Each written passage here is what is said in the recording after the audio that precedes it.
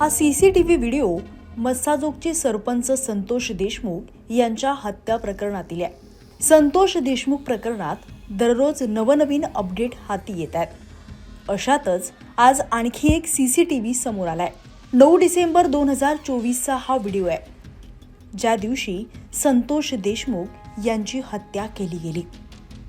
या 18 सेकंदाच्या व्हिडिओमध्ये संतोष देशमुख हत्या प्रकरणातील मारेकरी स्कॉर्पिओ सोडून रस्त्याने पळून जाताना दिसत आहेत। हा व्हिडिओ पुन्हा एकदा पहा।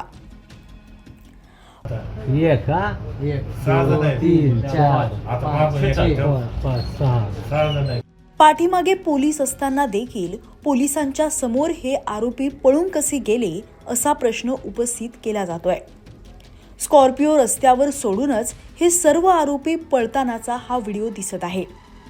दरम्यान बीडचे मस्साजोगचे सरपंच संतोष देशमुख हत्या प्रकरणाला आता 2 महिने पूर्ण झाल्यात।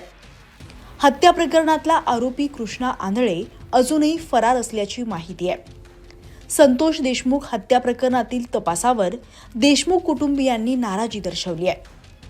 कृष्णा आंधळेला अटक कधी होणार असा सवाल धनंजय देशमुख हे वारंवार उपस्थित करतात।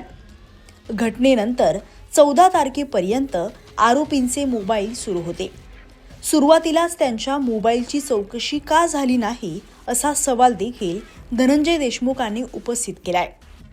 आता या सीसीटीव्ही व्हिडिओ नंतर तपास आणखी पुढे जाणार का? आरोपींचा शोध कधीपर्यंत सुरू राहणार हे पाहावं लागेल।